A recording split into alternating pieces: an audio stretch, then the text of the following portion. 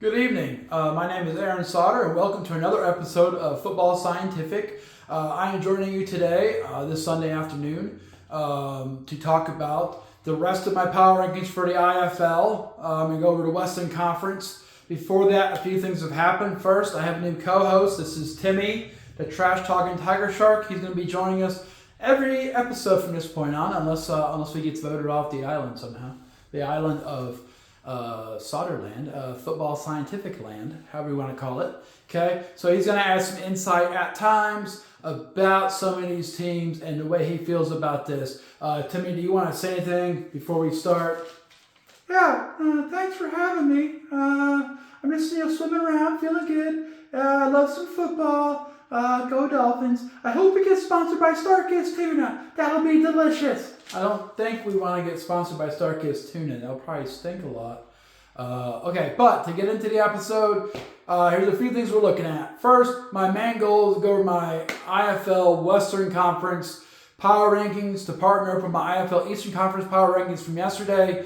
I think this will really open the door to sound predictions for the IFL. I don't know if you're into gambling or not. If you're an underage kid, I wouldn't do that. But some of you might be into gambling. And with the IFL, they're on DraftKings. You can always, bet on them there. I don't do that. But maybe you're into it. I do make predictions, and I have been very accurate with my predictions for the IFL teams and the UFL teams.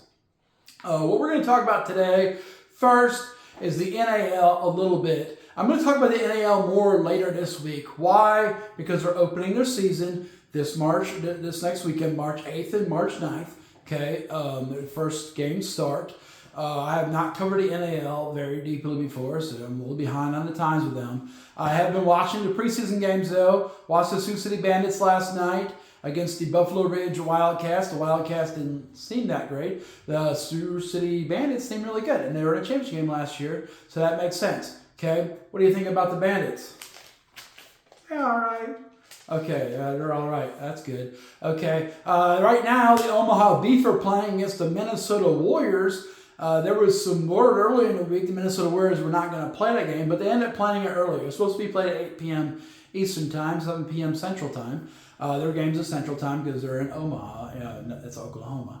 Okay, so that's the central part of the country, but they're on right now. I was watching a little bit. I'm going to go back and watch. I'll probably watch that whole game. The Omaha Beef play the greatest team in NAL, to say. Their name is fun to say. The Shreveport Rougarou. I think what I'll do with the NAL this week is early on I'll talk about my power rankings for the NAL, the National Conference and the American Conference. And then we'll talk about predictions probably on Thursday for the weekend games.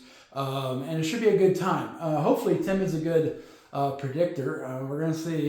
He's probably going to make his predictions. I'll make mine. We'll see how it goes. Okay, so right now Omaha Beef are playing against Minnesota Warriors. You can watch that on YouTube. Go to the NAL channel on YouTube and you can watch that game. It's a preseason game, so they're not playing their starters all the time. The Minnesota Warriors were beating the Omaha Beef 6-0 at halftime. Looks like it's tied up right now. That's a big surprise. The Omaha Beef were dominant last year. They have not lost an NAL game. But Minnesota Warriors are not from the NAL. It's preseason. It's hard to say what's going on. Like I said, Omaha Beef probably playing a lot of players. See, they want to cut. So they got to play some other guys and see what's going on with that. Another thing that happened that's not IFL related, so I'm going to talk about the IFL Western Conference power rankings today. But in the NFL, yesterday, a big trade happened. The Washington Commanders traded for Deebo Samuel, wide receiver from the San Francisco 49ers. He's been a Swiss Army knife for the 49ers. Last year, he wanted to renegotiate his contract. The Niners really messed with him and kind of treated him like a running back.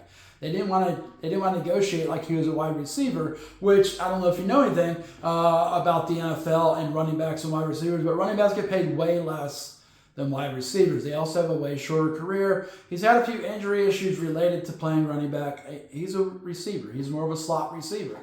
So he wanted to play slot receiver primarily. Kyle Shanahan really felt he needed more of a swift arm rifle role. He needed to play a bunch of different positions to get it, really get their money's worth. He wasn't a big fan of that last year, and it showed. He had one of his lower years in terms of production. He was on my fantasy team, which is why I kept such a close eye on him, because traditionally he plays out of position. So you get a lot of extra points when a player plays out of position on fantasy stuff. So if he's throwing passes or he's running the ball, that's usually good points. But last year it kind of dipped off, and it showed. I didn't even make the playoffs I have an NFL league I play in, and I didn't make the playoffs. And my other league, I made the playoffs, but then I got lost, and I lost in the early rounds because guys like Deebo Samuel did not play the way they expected him to. Okay, so he got traded to Washington Commanders. I got my Commanders hat out. I'm not traditionally a Washington Commanders fan, but the team I'm coaching for currently, I didn't have a hat for them. Last year was my first year with the Grace Baptist Academy Eagles and Golden Eagles, and they are maroon and gold, and I didn't have a hat to wear at practice, so I was wearing my Tiger Cats hat, my Brahmas hat, and they were getting all bleached out in the sun. We're in Tennessee. It gets hot, okay, and it bleaches out your hats, especially when they're black. So I bought this Commanders hat. It's the same colors. That's cool. And then they had a great year. Boom. Jaden Daniels came in. Dan Quinn took over. They had a great year. Cliff Kingsbury had his offense popping, and it was a really good time. So traditionally, I'm a Bengals fan and a Buffalo Bills fan. Buffalo Bills are from my childhood, as my childhood team, and the Bengals are from later in my adult life. So that's one reason why Timmy looks like he's an orange and black tiger shark. You see, he's a Bengal shark. Oh, you probably didn't laugh at that, but that's okay. He is a Bengal shark. That's why he is those colors. Okay, but I digress. This year I did kind of start cheering for the Washington Commanders a little bit because I have the hat. I got the hat for like $15. That's a nice hat. Okay, it's a very nice hat. Got that. So I figured I'd cheer for the Commanders, especially since they're playing really well. They made it to the NFC Championship game, where they got smacked by the Eagles because of their running back. They smacked the Lions because the Lions couldn't stop their offense. So, I mean, they're in a good position right now. Turn around here, Timmy. Quit looking at the wall. That's not cool. All right. So, they got smacked around by the Eagles. They smacked around the Lions. He's looking right at me. Where are they at? Well, here's where they were at. Jaden Daniels, awesome quarterback, rookie year, came out and got some stuff done. Looked great. The offense was popping. He's moving the ball. Terry McLaurin's a crazy great receiver. It felt like Zach Ertz at tight end. It felt like they had everything you need. If I'm an NFL team, I want two great wide receivers, a great tight end, a quarterback, and a running back. And if I have that and a halfway decent offensive line, we're going to win a bunch of games, okay? And they did. And I really don't know if they had, they had some other guys. I don't know who the second receiver would be. So Deebo Samuel, very good slot receiver, very good second receiver. He should step right in. Should be a fun scheme with Cliff Kingsbury. It's an air raid offense, traditionally. And it's an NFL version of an air raid offense. So they need to be able to run the ball. In the NFL, you need to be able to run the ball, okay? So their running back position, they were injured. They got, Austin Eckler, previously of the Chargers. They got a couple other guys. But they were injured all the time. So it was hard to really get a flow with the running game. And the fact that Jaden Daniels was really good, even though the running game was kind of spotty, really shows his potential, okay? So I think adding Deebo Samuel to that offense, you're going to see a lot of screen passes. You're going to see a lot of screening goes. I can throw a screen out to the outside. I can send him on a go route. If you're an air raid guy, you may call that a fox route, okay? Basically, you send that slot receiver on a slot fade. He fakes blocking and goes. He could just take some seams right down the middle of the field. This will probably add a lot of dimensions to the offense. Deebo Samuel was not happy last year with the 49ers. They needed to move him. Luckily, the Commanders only needed to give up a fifth-round pick. And if Samuel can stay healthy and be back to how he was early in his San Francisco career before he kind of got moody about things, he should be a huge boon to the Washington Commanders offense, okay? He should be really good, and I think he's going to be explosive, okay? Also, jet sweeps, things like that, bubble screens. He could take one of those for a lot of yards. He's fast, pretty good receiver. He's not a top 10 receiver. I wouldn't call him a number one receiver. He's a good slot guy, and he can maybe help get Terry McLaurin open more often. People started shutting him down. throughout the season because they didn't have other threats to hit. Okay, they're not a complete team. The Washington Commanders are not a finished product yet, but they looked a lot better this year than they did, previous years. I think what the last missing piece that offense needs, okay, other than maybe some, a couple offensive line, can always use a few more offensive linemen. The Commanders offense needs a great running back. And I was just watching a video this morning about Ashton Jeanty, if I said that right, I don't know, for Boise State. And I noticed he's not running at the combine. He's not expected to have the best 40 time, which he probably was not at the combine working out. He's not trying to blow his own prospects up. But that guy's a great runner. He's like a zone runner. He'll get out. He'll see the hole. He'll slam vertical. He has good vision. He has good cuts. They call him a sliding running back. He'll slide side to side and makes cuts and go. That's really good. And I think that would look great in Cliff Kingsbury's offense. It's hard to say. Like a tongue twister there, man. Yeah, tongue twister. I know. Okay. All right. So I think that's going to look really good if they can get Jeanty. I think that would be a huge mistake by the rest of the NFL to let Jeanty go to the Commanders. I'm not saying he's going to be a first-round pick for the Commanders, but if I was the Commanders, looking at what I have, I would get a running back. And that guy's awesome. The only guy who could be a little better would be the Scatterbo dude from ASU. That guy is like Mike Allstott. The only difference is I think Jeanty has the speed to take it to the house. Scatterbo is going to be a ground and pound guy.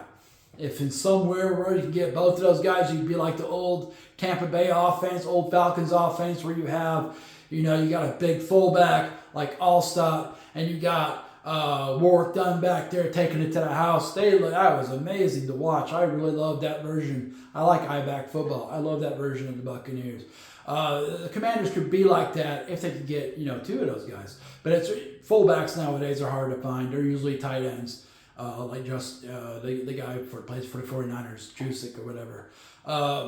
I'll do some research on that, I guess. But I think the Commanders could be really good. And they have what they need now to beat the Eagles if they get the running back to go with Deebo Samuel.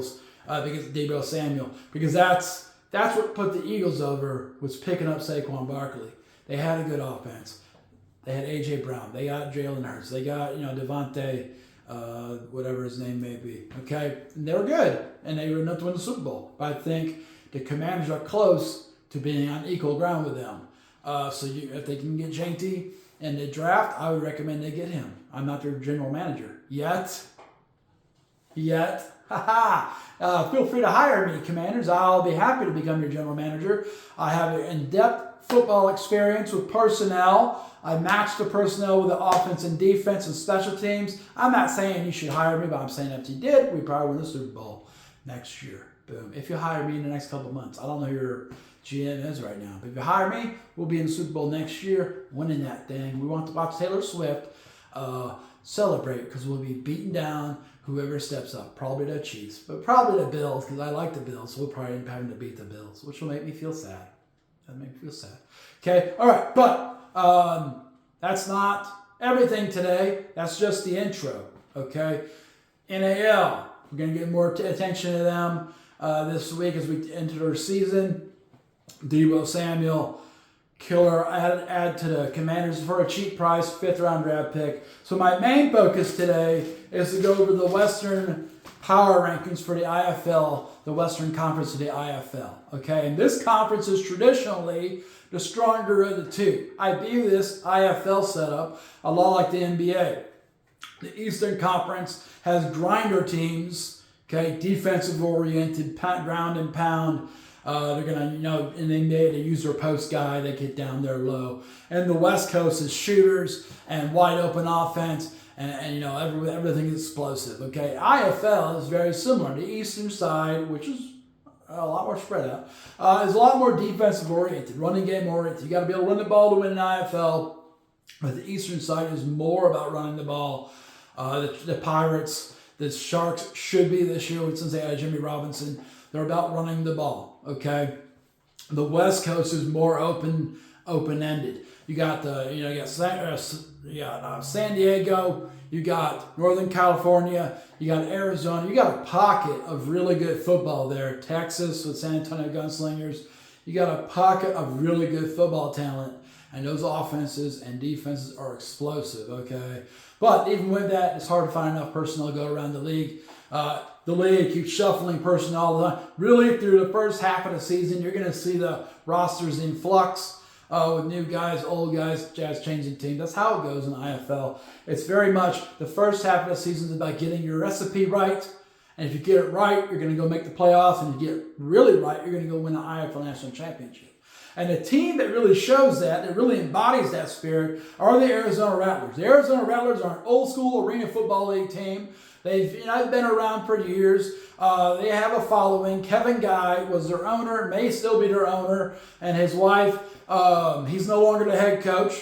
He decided to move on from them. He got very frustrated with the Rattlers last year, early in the season, because he didn't feel like they were really playing that hard. He didn't feel like they started off like 2-3. They had a rough start to the season, and he was very unhappy with his players. But he did mention, he understood the league is about getting better every week, and maybe in the second half they'd make a run, and they still had a double-digit win season. They still ran to the playoffs and ended up in the IFL National Championship, and they beat down the Massachusetts Pirates by quite a bit to win that national championship. So Peyton Riggs is now the new head coach of the Arizona Rattlers. They're bringing back a quarterback. Dalton Sneed was their quarterback last year. He's won 2 championships in a row. He was a quarterback for the Bay Area Panthers 2 years ago, and then he moved to Arizona and won a national championship. Boom, he's gone.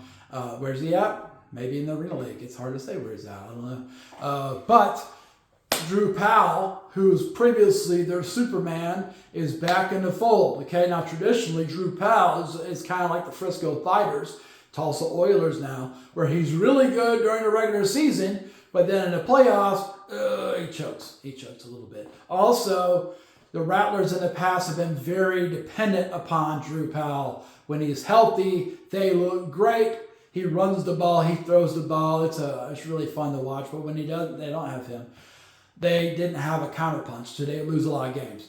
All right, so same thing kind of happened with Dalton Sneed last year. They had Dalton Sneed. They had a guy named Garrett. I think they had Garrett Kettle. And they lost Dalton Sneed, and they had a hard start. They do like to run the ball. That's going to help out. Peyton Griggs, he's the son of Curtis Riggs, who was the guy who built the Sioux Falls Storm into a dynasty. And he should bring a lot of that knowledge to the Arizona Rattlers, who are already a championship level team. He just needs to keep it going, keep it on. I believe they're going to be the best team in the West eventually. It may not start that way. Like I said, they started real cold last year, but then they picked it up. The more Kevin Guy got angry, the more they picked it up. They did change arenas last year in our Desert Diamond Arena, and there had been talk of a curse where previously they've been really bad at winning in the Desert Diamond Arena, and they were almost a better road team. But they were in the Footprint Center where the Phoenix Suns play, but they moved out. They moved to the Desert Diamond Arena, and like I said, there's been rumors of a curse. But they did win a league championship, so I guess that curse talk, curses, they're not real. Okay, curses aren't real. It gets in your head, though, and that can become real. I think the Rattlers will be the top team in the West. Number 2 should be the Bay Area Panthers. I say should, but basically they've completely shuffled the deck. Last year, they were the top team in the West Conference after winning a national championship the year before. They changed everything. All the players are different. But a lot of the players that played for the Northern Arizona Wranglers are now with the Panthers. And that Wranglers team is solid. There's been a tradition. For the Panthers 2 years in a row now. Basically, if you know anything about IFL, 3 years ago, Northern Arizona Wranglers won the IFL National Championship for being a one-win team the year before. Rob Keefe was their defensive coordinator. Okay, they come out the next year, they win the national championship against the Quad City Steamers, who was kind of a Cinderella team. They win the national championship. Then Rob Keefe and several of those players go to the Bay Area Panthers. They pick up Dalton Sneed from the Sioux Falls Storm. They win the national championship. Boom. That's what they wanted. They went from one win, just like the Wranglers, one win to a championship, okay? Then some guys moved around. They end with Daquan Neal, who's now with the Quad City Steamers as a quarterback from Vegas. Players bounce around this league all the time. They came out. They still were the best regular season team in the Western Conference. They were the number 1 seed. But then they came out and they fell. Boom, they fell. And that's happened. That happens a lot. So this league is wide open, okay? So Bay Area Panthers, they should have, once again, they're rating the Northern Arizona Wranglers. They have the Wranglers head coach. Boop. They have the Wranglers offensive coordinator. Boop. And they have the Wranglers quarterback from last year, Josh Jones. Boop. He's a good runner. I don't like him as a passer. I think Bay Area will still have a strong running game and a great defense. That's what Rob Keefe's about. He's the head coach there now, or he's a defense coordinator. He loves a strong defense. That's going to get you a long way in this league. They got to be able to put up 50 points a game somehow. I think Josh Jones is going to run the ball quite a bit, but he needs to be able to pass it too. And that's going to be a deciding factor. If he can come out and run the offense, they're going to be number 2 in the West. If he cannot, then they're nowhere they could be out of the playoffs. Okay, they could go back to 1 win. It's hard to tell. The San Antonio Gunslingers, very similar to the Jacksonville Sharks. Okay, they came in from the NAL. They're used to winning championships. They're used to being a great team. They come to the IFL and they find out, whoa, this league's a lot different from the NAL, man. You got to be able to run the ball. Okay, they had a quarterback, Sam Castronova, who had been with them the previous year. He ran the ball well, threw the ball well. Really good, uses weapons. Offense for the Gunslingers was amazing, but they didn't play any defense. Literally, every game was a shootout.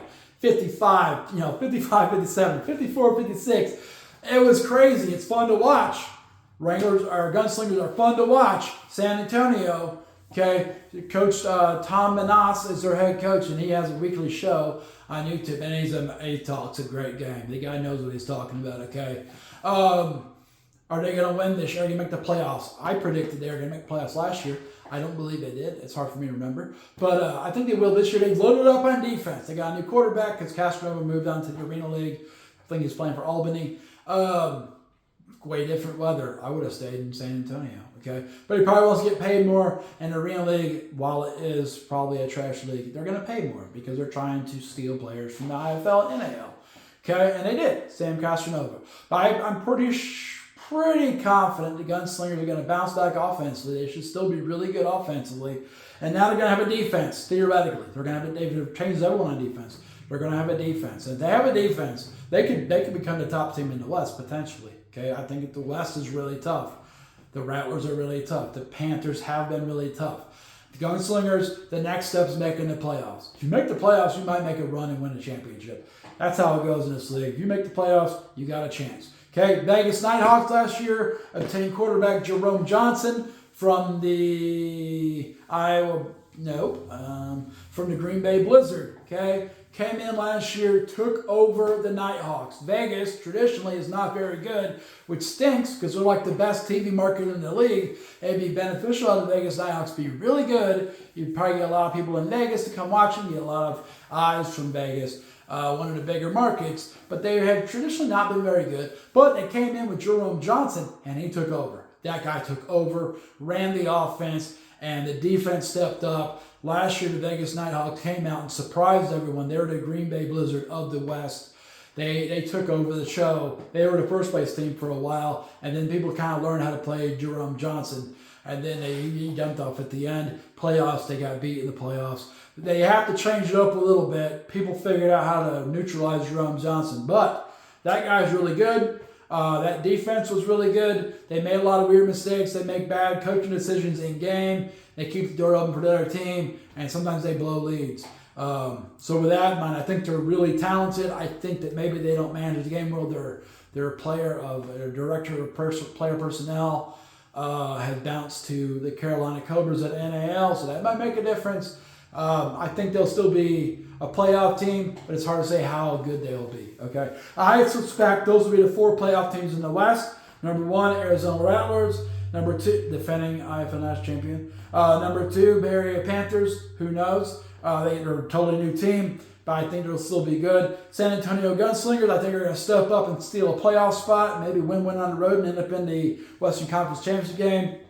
And Vegas Nighthawks should bring a lot back and hopefully get a little bit better and should make this a tight race. The West should be crazy in the IFL. That's a crazy deep conference over there. And they're probably going to beat each other up. They usually beat each other up, and some 500 team gets into the playoffs and can make a run. You know what I'm saying?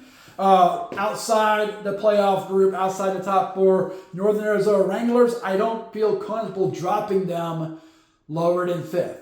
Okay, they could be a playoff team. They have they lost all their players to the Panthers. Again, who are they going to replace them with? It's still percolating. These teams are still having a few tryouts. They're still bringing guys into their camps. Rosters change all the time. So it's hard to say how the Wranglers will be. I think they'll start slow. I think by mid-season they'll return where they need to be and be a contender. I think that because they'll start slow, I don't think they've never been a dominant team. They've been an accumulator. They pick up a few wins here, very similar to a good CFL team. Pick up a few wins, you end up in the playoffs, and you make a run and see what happens. Try to avoid injuries. I think the Wranglers will be not able to do that. I think they'll have a slow start, boom, and then they'll get into a rhythm of picking up wins, but it won't be enough.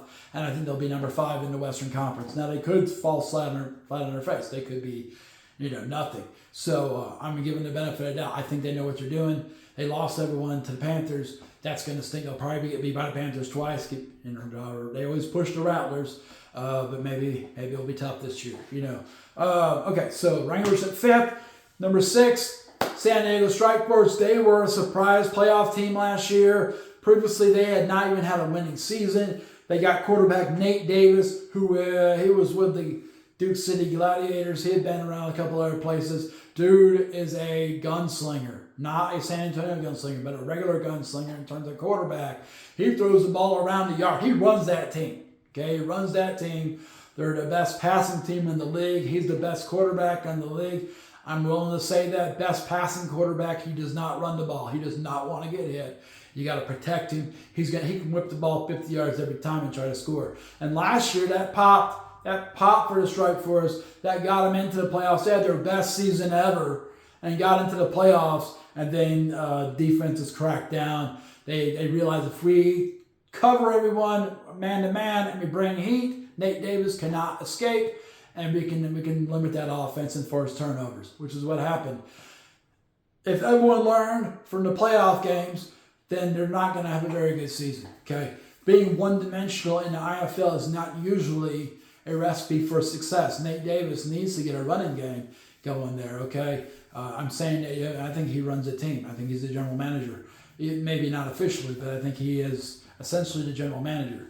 Right. Tiger Shark. Timmy's checking me out. Okay, but I think if they get a running game and they keep playing defense play a little bit better. They're very similar to the Gunslingers, to where they score, but they can't stop. It's like NBA games, like the Phoenix Suns used to be with Steve Nash. If they get a couple stops and they can keep scoring, they have a chance to win. So exciting team. I don't know if people in San Diego find them exciting, but they're an exciting team. I enjoy watching them, and we'll see what happens.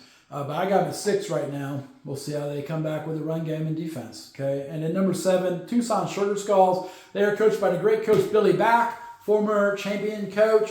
Had a weird exit with the Frisco Fighters. He'd been their head coach for a few years. They've been the best regular season team in the league, but he left over something. And he ended up getting with the Tucson Sugar Skulls. Last year, Sugar Skulls felt like a power run team in the IFL. And while it's important to be able to run the ball in the IFL if you want to win big games, you want to win games consistently, you can't be a power run team and try to do that. Their passing game was not good. So what teams would do is they send forward. They bring 3 defensive line, then they send the backer and try to blow up the running game. It was hard to stop them still, but they wanted to be like a run the ball, play action team over the top, and that doesn't work well in the IFL. Crossing routes would be good. They should run more crossing routes. Billy Back knows what he's doing. We'll see how it goes. I know their team has changed a lot by necessity. They were not good last year. They had a really bad run. Okay, so we'll see if Billy Back's able to work his magic. I'm going to say right now, if you have a bunch of new players, it's going to take time for that to come together and become a unit. So I predict they'll have a bad start to the season, maybe pick it up, but maybe not. And they didn't pick it up last year. They never really looked good last year. You kind of sad down the stretch. But that's another team owned by Kevin Guy, which previously wasn't his wife. So he may still be the owner there. Maybe he knows how to get it turned around. But it seemed like they were the second team for him. The Rattlers got all the attention. And, the Tucson Sugar Skulls, cool logo, cool arena, cool fans. but maybe they didn't get the love they needed. Maybe they'll get it now. Maybe they'll turn around. They'll become a surprise team. There's usually a surprise team. Usually a one-win team comes out and wins the championship. That has happened for years until the Rattlers did it. So this is that kind of league. So where what last year doesn't really matter. I'm using that as a barometer for my predictions. But that'll probably change a lot of the season with injuries and stuff like that and fluctuations in roster. Okay, if you get a chance, check out, if you made it this far, subscribe to the channel. This is a movement. We're making things happen. If you want me to talk about something else, quantum physics, a different league, whatever you want, tweet me. Go to my DMs on Twitter and hit me up with something. I'll talk about whatever. I can talk about lots of things. I'm talking about football right now. It's football scientific, but I can talk about science stuff too if you're into that. I'm not sure how many nerds are. I'm a nerd. I'm a football nerd. I'm a hybrid. I used to play linebacker. Hybrid. Okay. All right. But we'll see how it goes. And check out UFL News Hub. I'll probably have some articles on there this week. CFL News Hub, probably have some articles on there this week. I'm also publishing all my stuff from UFL News Hub and CFL News Hub on Substack. With the AI taking over, this is not AI. This is not AI. To me, it is not AI. I am not AI. But with AI taking over, it's harder to get things to hit you on Google. I've noticed that. I've had some people have a hard time finding me on YouTube. Football Scientific Channel, let me know if you need some help with that. I'm hoping this gets better as we go. I'm adding Timmy. I may add another co-host right here in the future. I may get some special effects. We need sponsors. Hit me up if you want to be a sponsor. We can make this a big deal. We can go out there and compete with John Gruden and his setup. I can compete with John Gruden. I can talk some football. I can compete with Russell Brand about his government stuff. I'm not supposed to talk about government or stuff like that because of my school position. So as a teacher. So I'm not going to get into those things. I'm going to stick to football and science. But I can compete with those. I think I can. You may not agree, but that's okay. Talk some trash about me. Talk some trash about Timmy. Get out of here, Timmy. Oh, I got hit by Timmy. Oh, okay. I hope you have a great day. It's dangerous having a co-host. Look, it's a tiger shark. It was a shark attack. Okay, have a great night. I'll talk to you on the next episode of Football Scientific. Signing off, Aaron Sauter. Woo! Go Brahmas. Whoa. Go Tiger Cats. Go Tiger Sharks.